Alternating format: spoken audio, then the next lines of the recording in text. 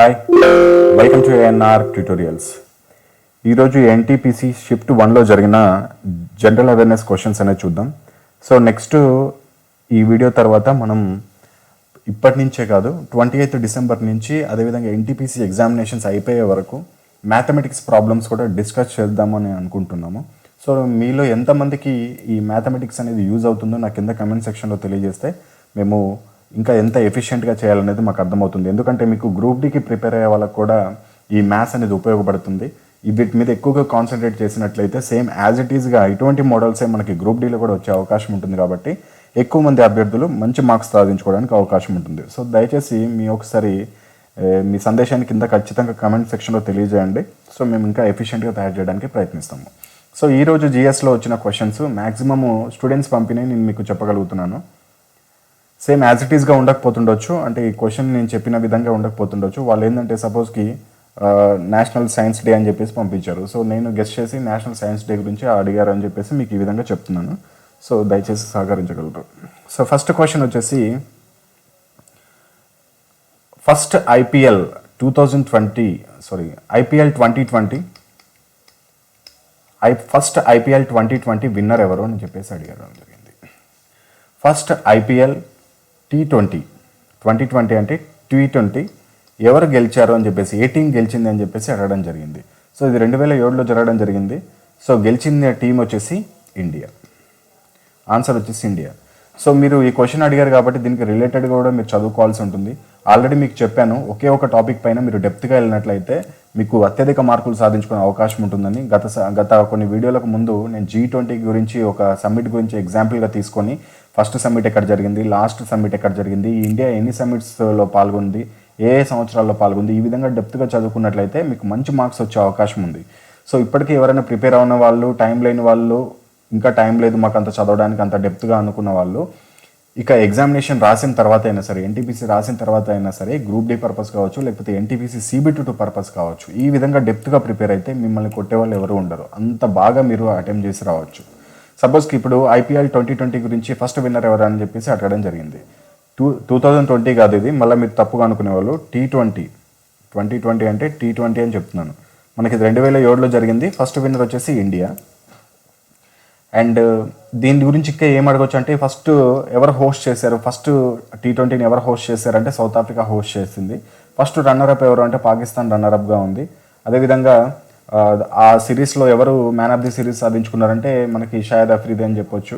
అదేవిధంగా అత్యధిక పరుగులు సాధించిన వాళ్ళు ఎవరు అని చెప్పేస్తే మాథ్యూ హెడెన్ అని చెప్పొచ్చు. ఈ విధంగా ఇటువంటి క్వశ్చన్స్ కూడా వచ్చే అవకాశం ఉంది. ఈ విధంగా మీరు తీసుకొని ప్రిపేర్ అవ్వండి. పోనీ ఎన్టీపీసీ CBT1 పక్కన పెట్టండి, గ్రూప్ డి కైనా CBT2 కన్నా ఆ విధంగా ప్రిపేర్ అవ్వండి. Second question, which is the second మనకి భారత రాజ్యాంగంలో రెండవ అత్యున్నత పదవి ఏది అని చెప్పేసి అడగడం జరిగింది. సో భారత రాజ్యాంగంలో రెండవ అత్యున్నత పదవి ఏది అని చెప్పేసి అడగడం జరిగింది. సో ఆన్సర్ వచ్చేసి ఉపరాష్ట్రపతి. Next third question, national science day ఏ రోజున జరుపుకుంటారని చెప్పేసి అడగడం జరిగింది. Third question, national science day 28 ఫిబ్రవరి. నెక్స్ట్ ఏషియన్ అబ్రివేషన్ అడిగారు. సో ఇది అబ్రివేషనా లేకపోతే దాని గురించి ఎప్పుడు ఎస్టాబ్లిష్ చేశారా ఏమని తెలియదు. ఒక స్టూడెంట్ అయితే ఏషియన్ అబ్రివేషన్ అంటే ఇది ఒక సదస్సు, ఇది ఒక కూటమి, దీని యొక్క అబ్రివేషన్ వచ్చేసి association of south east Asian nations. దీనిది association of south east Asian nations, దీని అబ్రివేషన్. నెక్స్ట్ ఫిఫ్త్ క్వశ్చన్,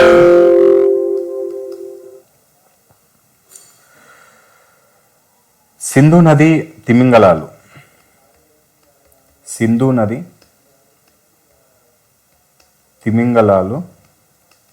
ఎక్కువగా ఏ నది పరివాహంలో కనబడతాయి? సో నెక్స్ట్ క్వశ్చన్ వచ్చేసి Indus river dolphins is found in which river? So Sindhu నది తిమింగలాలు ఎక్కువగా ఏ నది ప్రవాహంలో పరివాహంలో కనిపిస్తాయని చెప్పేసి అడగడం జరిగింది. సో ఆన్సర్ వచ్చేసి Beas. Next 6th question. Lepakshi temple. Lepakshi temple ఈ ఆలయంలో, దీనికి ఇంగ్లీష్లో మనకి ఈ విధంగా అడిగారు, Lepakshi temple is dedicated to which gods అని చెప్పేసి అడగడం జరిగింది. ఏ దేవతలకి ఆరాధనకే లేపాక్షి దేవాలయం అనేది నిర్మించబడింది అని చెప్పేసి అడిగారు. కింద ఆప్షన్స్ ఏమి ఇచ్చారో తెలీదు. మనకి ఆన్సర్ వచ్చేసి శివ, విష్ణు అండ్ వీరభద్ర, ఈ దేవతల ఆరాధన అనేది జరుగుతుంది అక్కడ. వీరభద్ర లేపాక్షి టెంపుల్ గురించి అడగడం జరిగింది. Next question. Aarogya Setu app developed by. So Aarogya Setu app అనేది ఎవరు డెవలప్ చేశారని క్వశ్చన్ అడగడం జరిగింది. దాని ఆన్సర్ వచ్చేసి national informatics centre. National informatics centre. Next question. Brazil యొక్క రాజధాని ఏది అని చెప్పేసి అడగడం జరిగింది. బ్రెజిల్ యొక్క రాజధాని. సో ఆన్సర్ వచ్చేసి Brasilia. What is the capital of Brazil? So answer వచ్చేసి బ్రెసిలియా. నెక్స్ట్. ఆర్య సమాజ్ ఎప్పుడు స్థాపించబడింది అని అడిగారా, లేకపోతే ఎవరు స్థాపించారని అడిగారా, కరెక్ట్గా తెలీదు. సో ఆర్య సమాజ్ గురించి ఈ క్వశ్చన్ అనేది రావడం జరిగింది. సో ఆర్య సమాజ్ వచ్చేసి 1875లో దయానంద సరస్వతి గారి చేత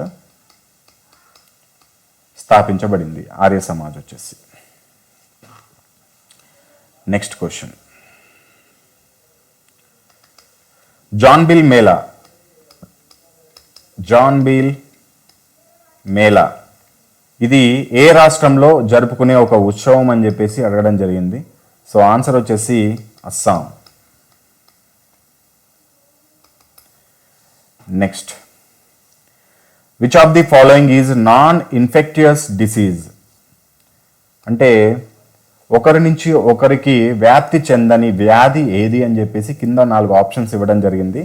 ఆప్షన్స్లో బ్లడ్ ప్రెషర్, బీపీ అనేది కూడా ఉంది. సో బీపీ అనేది ఒకరి నుంచి ఒకరికి వ్యాప్తి చెందదు కాబట్టి ఆన్సర్ వచ్చేసి బ్లడ్ ప్రెషర్ అవుతుంది, బీపీ. నెక్స్ట్. 1983 క్రికెట్ వరల్డ్ కప్లో భారతదేశంకి నాయకత్వం వహించినది ఎవరు అని చెప్పేసి అడిగాడు. సో 1983 క్రికెట్ వరల్డ్ కప్లో భారతదేశానికి నాయకత్వం వహించినది ఎవరు అని చెప్పేసి అడగడం జరిగింది. సో ఆన్సర్ వచ్చేసి కపిల్ దేవ్. Next question. భారత జాతీయ పతాకం యొక్క పొడవు వెడల్పుల నిష్పత్తి ఎంత అని చెప్పేసి అడగడం జరిగింది. సో భారత జాతీయ పతాకం యొక్క పొడవు వెడల్పుల నిష్పత్తి ఎంత అంటే 3:2. Next. Thermal power plant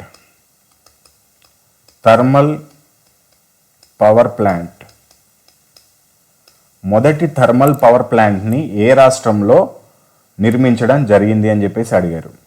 so question వచ్చేసి first state in thermal power plant, ఏ స్టేట్లో ఫస్ట్ థర్మల్ పవర్ ప్లాంట్ని ఇన్స్టాల్ చేశారు అని చెప్పేసి అడగడం జరిగింది. ఆన్సర్ వచ్చేసి తెలంగాణ. దాని పేరు వచ్చేసి Hussain Sagar thermal power plant. Next question. Australia యొక్క రాజధాని ఏది అని చెప్పేసి అడగడం జరిగింది. ఆస్ట్రేలియా యొక్క రాజధాని ఏది? సో ఆన్సర్ వచ్చేసి క్యాన్బెర్రా. Next question. అత్యధికంగా బొగ్గును ఉత్పత్తి చేసే రాష్ట్రం ఏది అని అడిగారు. అత్యధికంగా బొగ్గును ఉత్పత్తి చేసే రాష్ట్రం వచ్చేసి Jharkhand. Next. Right to equality అనేది మనకి ఆర్టికల్లో పొందుపరచడం జరిగింది. దీని గురించి ఆల్రెడీ అంతకుముందు కూడా మనం డిస్కస్ చేసుకున్నాం. చట్టం ముందు అందరూ సమానులే అని చెప్పేసి ఏ ఆర్టికల్లో పొందుపరచడం జరిగింది అని చెప్పేసి క్వశ్చన్ అడిగారు. సో ఆన్సర్ వచ్చేసి ఆర్టికల్ 14. చట్టం ముందు అందరూ సమానులే అనేది ఆర్టికల్ 14లో పొందుపరచడం జరిగింది. నెక్స్ట్ ఇంటర్పోల్ యొక్క ప్రధాన కార్యాలయం అనేది ఎక్కడ ఉంది అని చెప్పేసి అడగడం జరిగింది. ఆన్సర్ వచ్చేసి ఫ్రాన్స్, ఫ్రాన్స్. లియాన్ అనేది ఉన్న ప్రదేశము. ఇది ఏ దేశంలో ఉందంటే ఫ్రాన్స్లో ఉంది. నెక్స్ట్ వరల్డ్ బ్యాంక్ యొక్క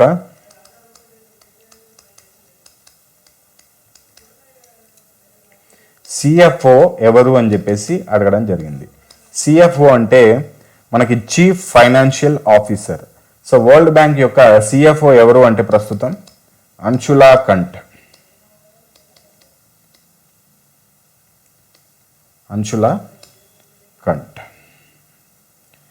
next the first train in India was run between which places అని చెప్పేసి అడిగారు. అంటే భారతదేశంలో మొట్టమొదటి రైలు ఏ ప్రాంతాల మధ్య నడిచింది అని చెప్పేసి క్వశ్చన్ అడగడం జరిగింది. సో ఆన్సర్ వచ్చేసి Bombay to Thane. Correct answer వచ్చేసి ముంబై టు థానే. నెక్స్ట్ 1907లో ఇండియన్ నేషనల్ కాంగ్రెస్ సమావేశాలు ఎక్కడ జరిగాయని చెప్పేసి అడగడం జరిగింది. సో ఆన్సర్ వచ్చేసి సూరత్. 1907లో ఇండియన్ నేషనల్ కాంగ్రెస్ యొక్క సమావేశాలు ఎక్కడ జరిగాయని చెప్పేసి అడగడం జరిగింది. ఆన్సర్ వచ్చేసి Surat. Next largest fresh water lake by area in the world. ప్రపంచంలోనే అత్యధిక వైశాల్యం కలిగిన మంచినీటి సరస్సు అనేది ఏది అని చెప్పేసి అడగడం జరిగింది. సో ఆన్సర్ వచ్చేసి లేక్ సుపీరియర్. నెక్స్ట్